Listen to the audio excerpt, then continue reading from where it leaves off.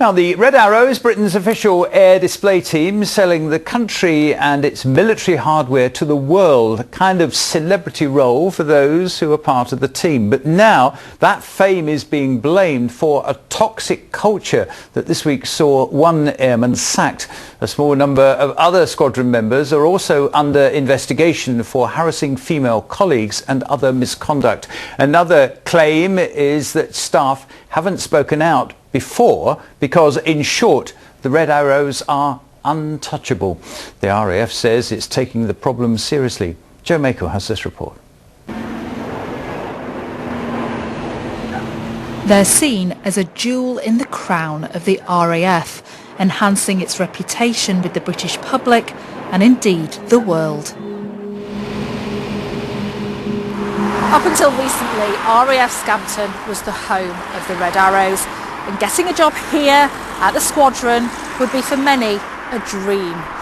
But for some, it's a dream that turns sour. It's supposed to be the pinnacle of your career, it's supposed to be the posting of a lifetime, and it actually turned into a massive nightmare for me, and I left there under quite a big cloud.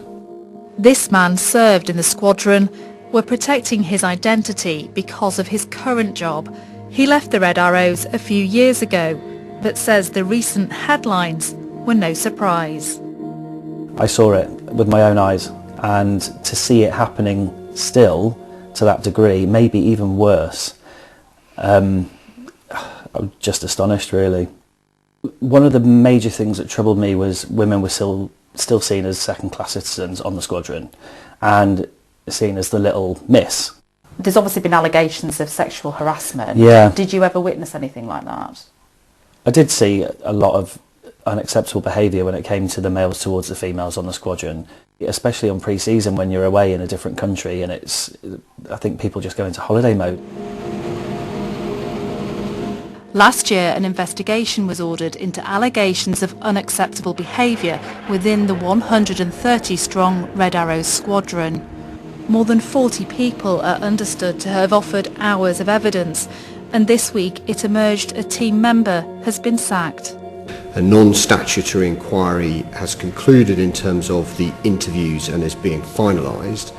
But the Independent Defence Authority, a lobby group which includes people with senior military experience, is critical and says the inquiry is taking too long. The conclusion that unfortunately we're coming up with is this is another example of the service obfuscating and trying to delay everything as long as possible, hoping that people will forget about it and it'll go away and they can sweep it under the carpet.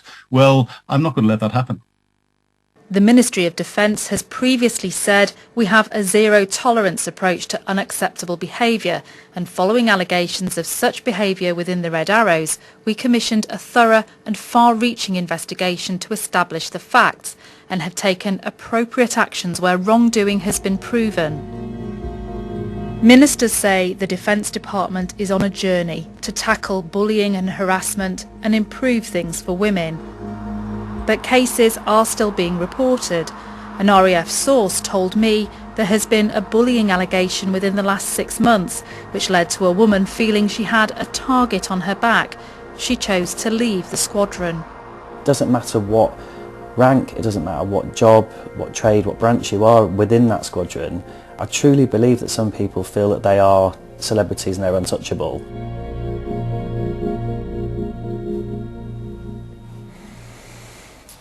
And obviously we'll continue to follow that story in the months ahead.